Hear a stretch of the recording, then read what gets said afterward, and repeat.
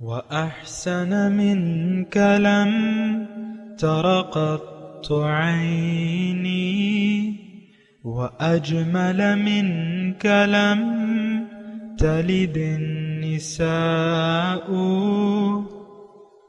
خلقت مبرأ من كل عيب خلقت مبرأ من كل عيب كأنك قد خلقت كما تشاء. كتاب أنزلناه إليك مبارك ليدبروا آياته وليتذكر أولو الألباب. یہ کتاب برکت والی ہے جسے ہم نے آپ کی طرف نازل فرمایا ہے تاکہ دانش مند لوگ اس کی آیتوں میں غور و فکر کریں اور نصیحت حاصل کریں. اللهم صل على سيدنا محمد وعلى آل سيدنا محمد بعدد كل ذرة مئة ألف ألف مرة.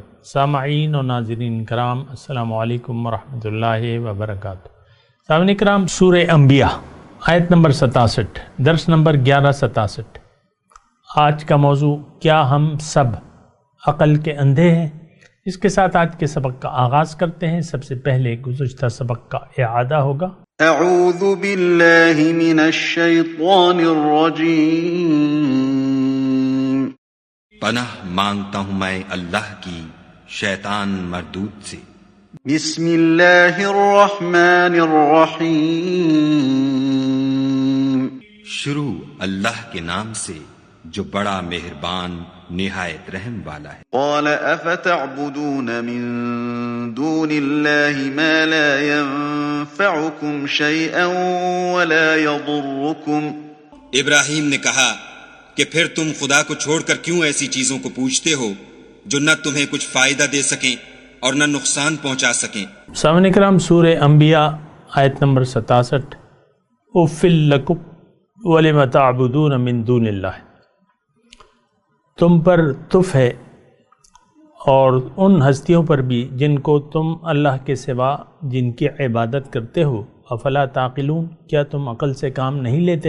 دیکھیں، انسان پہ دنیا میں جب یہ آ جاتا ہے اور جب یہ اپنے عقل و حواس شعور سنبھال لیتا ہے، یعنی عاقل اور بالغ ہو جاتا ہے، باشعور ہو جاتا ہے، اور اپنے لیے اس کو ایک راستے کا انتخاب کرنا ہے.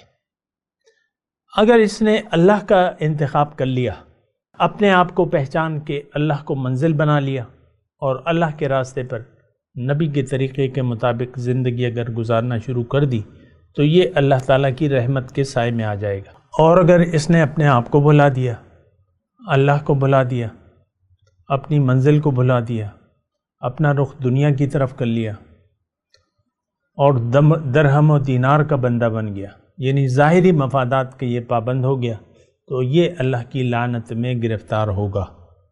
اور وہ حدیث حضور صلی اللہ علیہ وسلم کے الفاظ ہیں، تعس عبد الدینار تعس عبد الدرہم. ہلاک ہو گیا درہم کا بندہ، ہلاک ہو گیا دینار کا بندہ.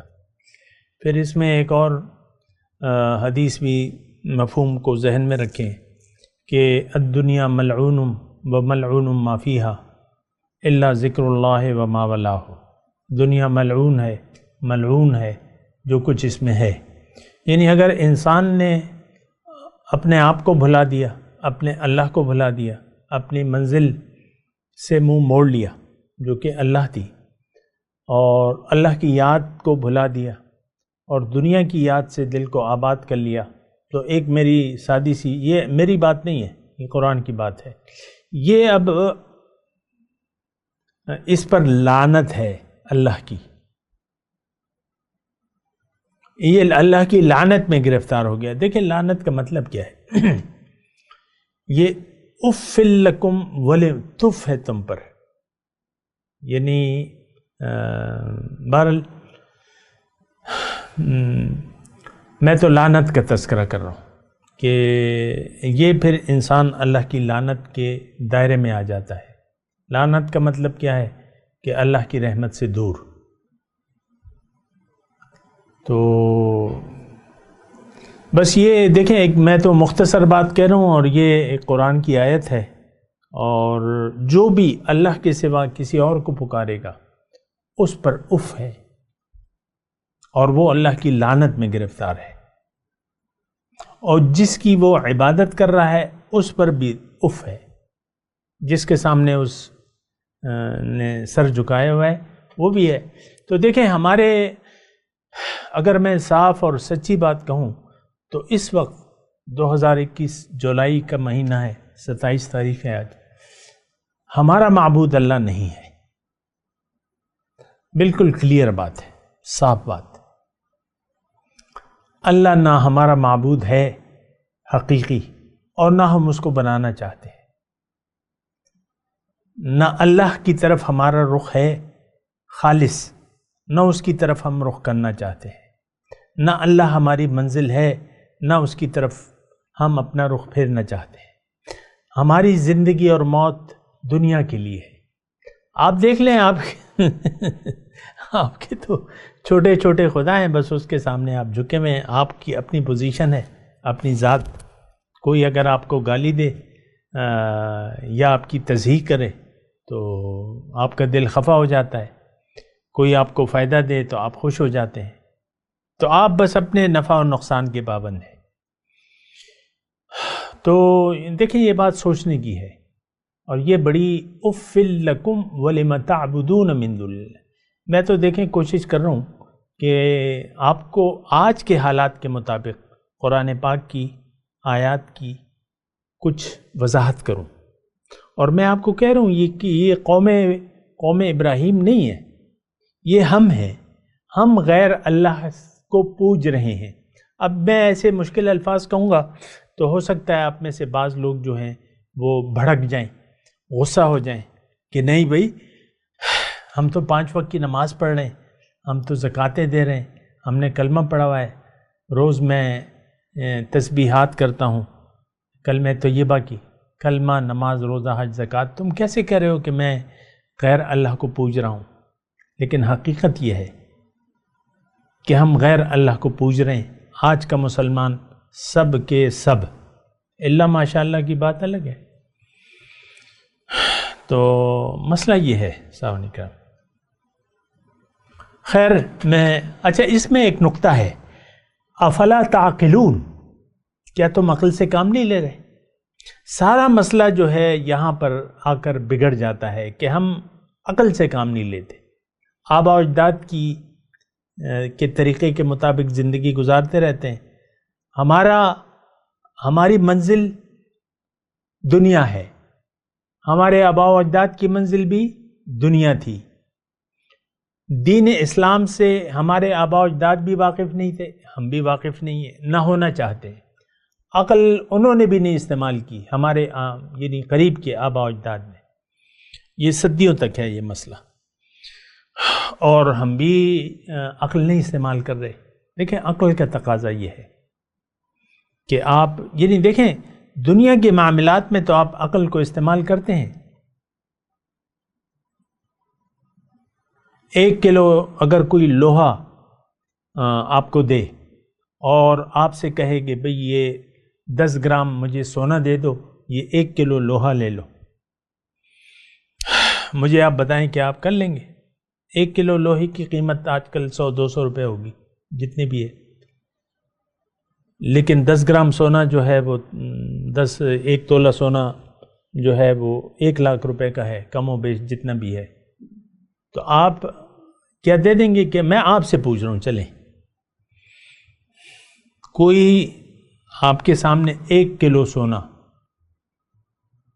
اور 10 گرام یہ ایکسچینج کرنا چاہے تو آپ کر لیں گے؟ نہیں کریں گے، مجھے پتا ہے کہ آپ نہیں کریں گے۔ ہر کام میں آپ عقل استعمال کرتے ہیں، دنیا کے ہر کام میں۔ آخرت میں یعنی اپنی حقیقت کے بارے میں جب آپ سوچتے ہیں تو آپ عقل سے کام نہیں لیتے۔ عقل مندی یہ ہے کہ یہاں دنیا میں بھی کہ آپ جب عقل مندی تو تھوڑے فائدے کو یعنی زیادہ فائدے کے لیے تھوڑا نقصان آپ برداشت کر لیتے ہیں۔ یہ آپ کا یعنی روزمرہ کا اصول ہے. زیادہ فائدے کے لیے تھوڑا نقصان آپ برداشت کر لیتے ہیں، وقتی نقصان آپ برداشت کر لیتے ہیں. مثال کے طور پہ میں آپ کو کہہ رہا ہوں کہ کوئی ایک اپنی گاڑی بیچ رہا ہے اور اس کی مارکیٹ ویلیو 20 لاکھ روپے ہے، تو وہ آپ کو کہہ رہا ہے کہ بھئی تم یہ 10 لاکھ کی مجھ سے خرید لو. اب 10 لاکھ روپے اگر آپ دیں گے بھی تو 20 لاکھ روپے آپ کو فائدہ مطلب 10 لاکھ روپے فائدہ مل جائے گا. تو آپ یہ سودا کر لیں گے کہ نہیں؟ 20 لاکھ کی گاڑی، میں آپ سے پوچھ رہا ہوں جن کے پاس پیسے ہیں، آپ کے پاس کروڑوں ہیں، لگا لیں مثال ہے، 20 لاکھ کی گاڑی کوئی 10 لاکھ میں دیتا ہے تو کیا آپ یہ سودا کر لیں گے؟ مجھے بتائیں آپ. اگر آپ کے پاس ہوئے پیسے، اگر نہیں بھی ہیں چلیں، اگر آپ کے پاس ہو گئے، آپ کے پاس پیسے پڑے ہوئے ہیں اور 20 لاکھ کی گاڑی جو ہے وہ کوئی حقیقت میں بیچ رہا ہے اور 10 لاکھ میں، اور بڑی خوشی سے آپ کو دے رہا ہے، آپ آنکھیں بند کر کے یہ سودا طے کر لیں گے؟ پہلے تو آپ کریں گے مطلب دیکھیں گے گاڑی، مطلب دیکھیں گے بھالیں گے، لیکن گاڑی ٹھیک ٹھاک ہے، گاڑی میں آپ کو کہہ رہا ہوں گاڑی ٹھیک ہے بالکل، اور وہ ہے ہی 20 لاکھ کی، اوریجنل قیمت اس کی 20 ہی ہے، تو یہ 10 لاکھ روپے میں آپ دے دیں گے؟ ہاں 10 لاکھ روپے دے دیں گے اسے، کیونکہ آپ کو پتہ ہے کہ مجھے 10 لاکھ مجھے ڈبل مل جائیں گے. تو یہ دنیا میں تو آپ عقل استعمال کرتے ہیں اور اپنے فائدے کی سوچتے ہیں. دنیا اور آخرت، دنیا کے آخرت کے مقابلے میں دنیا کی حیثیت حضور صلی اللہ علیہ وسلم کی حدیث کا مفہوم ہے کہ تم میں سے اگر کوئی اندازہ لگانا چاہے کہ آخرت کے مقابلے میں دنیا کی کیا حیثیت ہے، تو اس کو یعنی اس کی مثال حضور صلی اللہ علیہ وسلم نے یہ دی ہے کہ کوئی آدمی سمندر میں اپنا ہاتھ ڈبو لے اور اس کی انگلیوں پہ جو پانی لگے تو یہ حیثیت ہے، یعنی جو پانی لگا ہے وہ دنیا ہے، اور جو آخرت ہے وہ بحر بے کنار ہے. یہ تو آپ کو پتہ ہے. ابھی میں تھوڑی دیر ہوئی شام کی چائے پی رہا تھا اور موسم خوشگوار تھا، جولائی کا مہینہ ہے اور بادل تھے، صبح بارش بھی ہوئی ہمارے یہاں، ہوا چل رہی تھی اور 23 ڈگری بتا رہا تھا میرا موبائل جو ہے، 23 ڈگری جولائی کے مہینے میں، مطلب وہ ہوا چل رہی تھی، سامنے سبزہ تھا، میں بیٹھا ہوا تھا. میں سوچ رہا تھا کہ یعنی پھر میں جنت میں اپنے تصور میں جنت میں چلا گیا اور یعنی تقابل کرنے لگا کہ جنت میں جنتی کا جو گھر ہے وہ تو یعنی تحد نظر اس کی وہ ہوگی. جب میں بیٹھا ہوا تھا میرے نگاہوں کے سامنے سبزہ تھا، زیادہ تر کھیت تھے، کھلیان تھے اور سبزہ تھا. آج کل جو ہے وہ سبزہ ہے بہرحال. تو میں پھر وہاں پر چلا گیا آخرت میں کہ جنتی کو اللہ تعالیٰ جو گھر دے گا اس کی تحد نظر تک وہ اس کی وہ حد ہوگی، جہاں بھی یعنی اس میں پھر جو ہے باغات ہوں گے، نہریں ہوں گی، یہ تو اللہ تعالیٰ نے بیان کیا ہے. تو میں وہاں چلا گیا. اب وہاں کا جو سسٹم ہے سارا وہ تو بحر بے کنار ہے،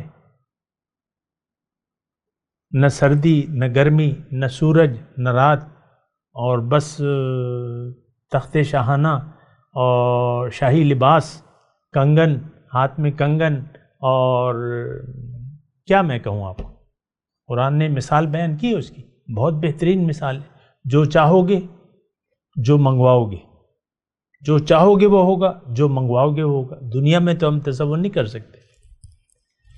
ابھی مطلب شام کا وقت ہے اور میں نے اس کے بعد جانا ہے گھر پہ میں نے اطلاع دے دی ہے واٹس ایپ پہ کہ بھئی سینڈوچ تیار کر لو. اب وہ تو ابھی تک انہوں نے پڑھا بھی نہیں ہے میسج، 1 گھنٹہ ہو گیا. لیکن وہاں تو بس آپ نے چاہا جو چاہا بس فوراً آ جائے گا. یہاں تو خاتون خانہ جو ہے انڈے ابالیں گی، یہ کریں گی، وہ کریں گی، بریڈ آئے گی، بریڈ تو خیر ہے. تو یہاں تو یہ دنیا جو ہے نا یہ مزوں کی جگہ نہیں ہے، یہ کام کی جگہ ہے، کام کی جگہ ہے. اور یہاں میں آپ کو یہ بات کہہ رہا تھا کہ آپ تو دنیا میں تھوڑے فائدے کے لیے، زیادہ فائدے کے لیے تھوڑا آپ انویسٹمنٹ کر لیتے ہیں. جیسے کہ میں نے گاڑی کی مثال دی آپ کو کہ بھئی ڈبل مل جائیں گے تو آپ نے 10 لاکھ دے دیے. لیکن کوئی اگر مسجد کی کمیٹی آتی کہ بھئی محلے میں مسجد بن رہی ہے اور آپ کے پاس تو پیسے ہیں، تو آپ اسے 10-5 ہزار روپے پہ ٹرکا دیں گے. کیا آپ تصور کر سکتے ہیں کہ 10 لاکھ روپے آپ دے دیں ان کو، یا مسجد بنوانے کی اپنی ذمہ داری لے لیں کہ بس ختم بات، مسجد میں بناؤں گا، جنت میری.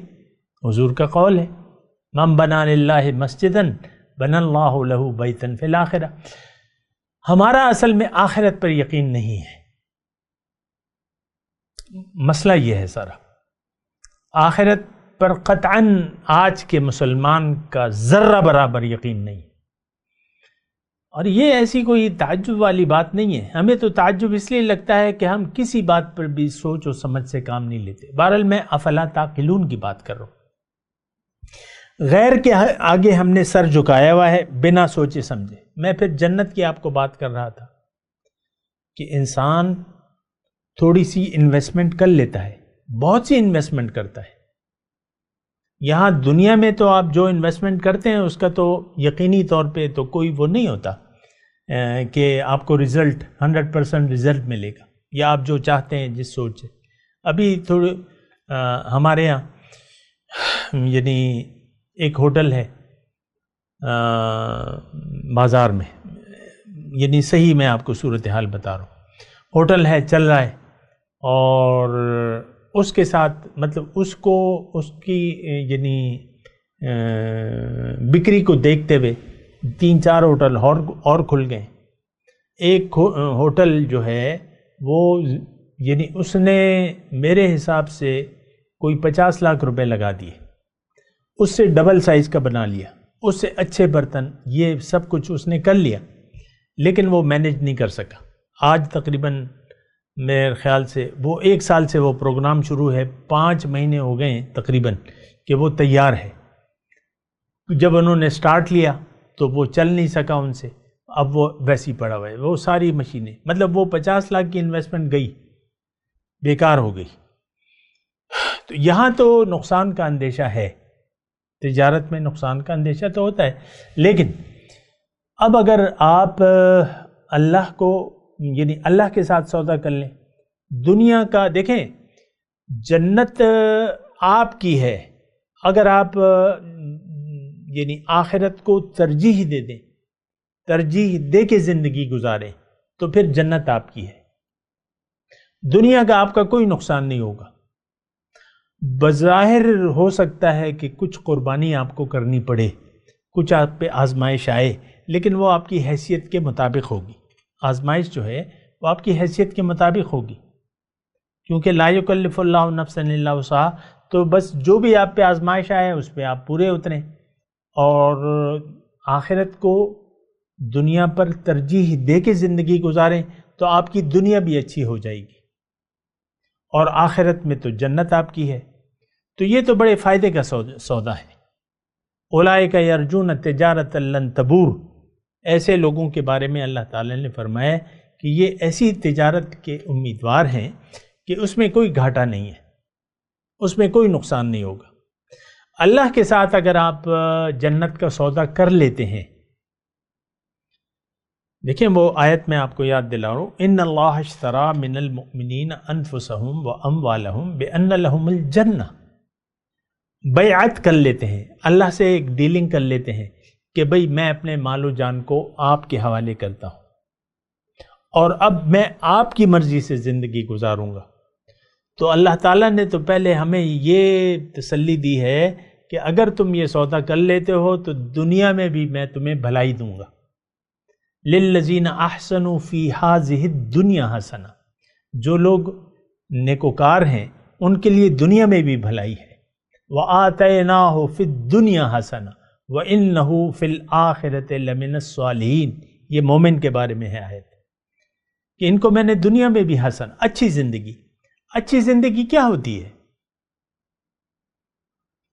نیک اعمال کی توفیق، سکون قلب، بس یہ اچھی زندگی ہے. نیک اعمال کی توفیق اور سکون قلب اور اطمینان، یہ اچھی زندگی ہے. اچھا، یہاں عقل کی میں بات کر رہا تھا. دیکھیں دنیا کیا ہے، یہ جنت کا سودا کے لیے اللہ تعالیٰ نے ہمیں یہاں بھجوایا ہے.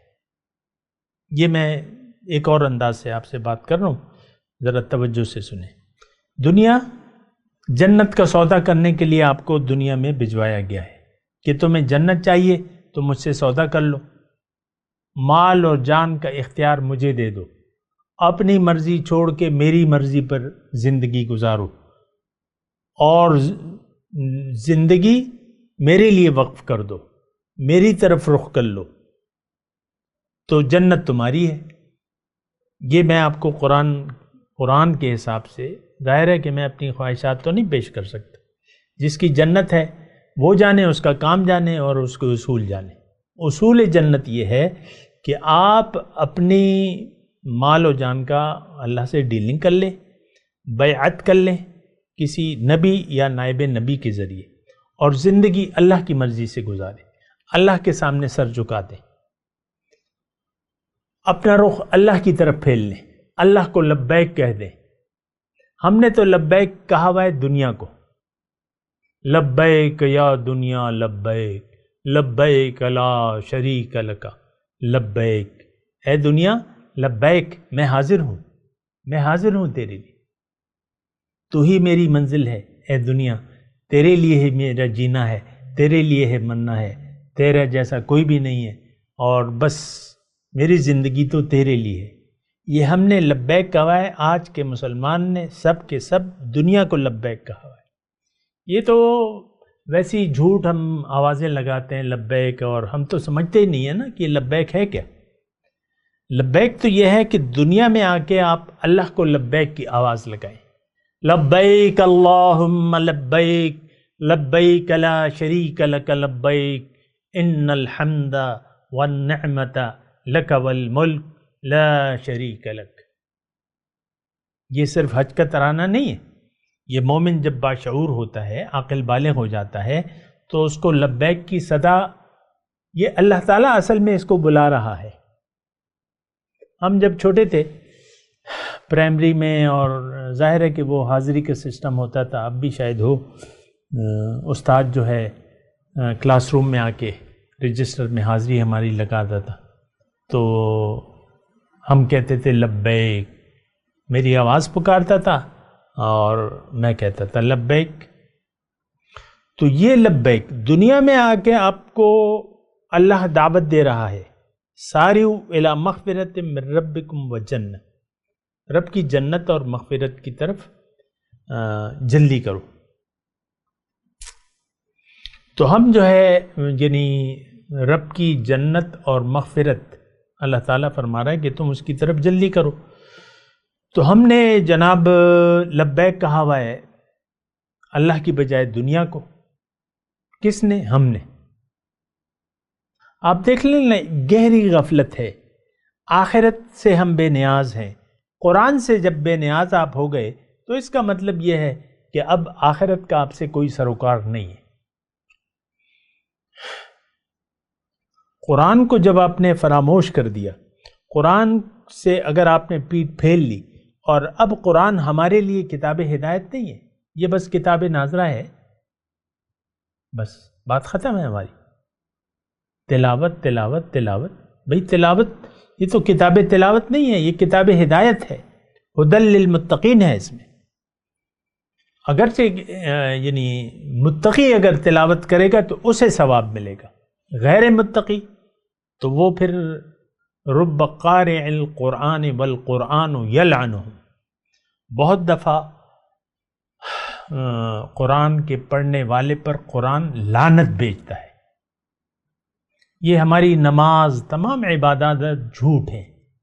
ایاک نعبد و ایاک نستعین زبان سے کہتے ہیں، باہر جا کے تو ساری زندگی خاتون خانہ بس 5 وقت کی نماز کی پابند ہے، اور شوہر کے ساتھ وہ رویہ جو ہے اس کا اپنی من چاہی رویہ ہے، یا شوہر بیوی کو جوتے کے نوک پہ رکھتا ہے.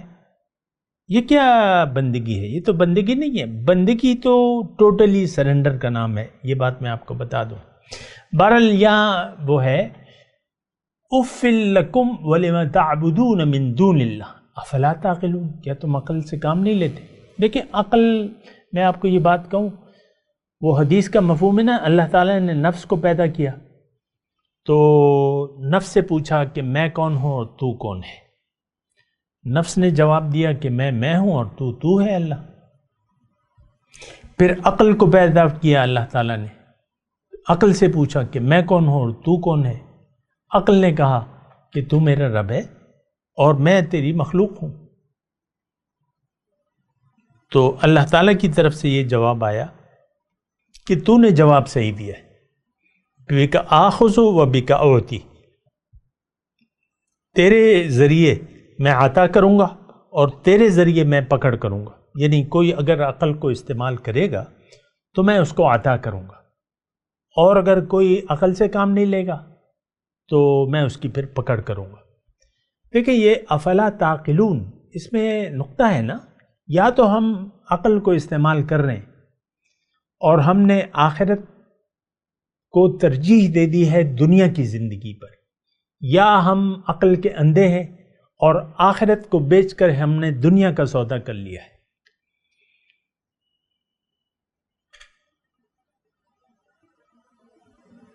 دوبارہ کہوں یہ جملہ، یا تو ہم عقل مند ہیں اور ہم نے جنت کے لیے دنیا کے مزوں کو فراموش کر دیا ہے. اب ہم دنیا میں مزوں کے لیے نہیں زندہ، ہم اللہ کے لیے زندہ ہیں، مزے ہوں یا نہ ہوں. لیکن اگر ہم عقل نہیں استعمال کر رہے اور عقل کے اندھے ہیں اور آخرت کو بیچ کر ہم نے دنیا کا حقیر مفاد لے لیا ہے تو ہم عقل کے اندھے ہیں. اولئک الذین اشتروا الضلالۃ بالہدی، آج کل کے مومن کے لیے اللہ تعالیٰ نے قرآن میں یہ فرمایا کہ یہ جو نام کے مسلمان ہیں 2021 کے، انہوں نے ہدایت کے عوض گمراہی کو پسند کر لیا ہے. اور اللہ تعالیٰ نے خبردار بھی کیا ہے وَلَا تَشْتَرُوا بِآیَاتِی ثَمَنًا قَلِیلًا، اور میرے احکامات کے مقابلے میں دنیا کا حقیر مفاد مت لو. دنیا جتنی بھی ہے حقیر ہے.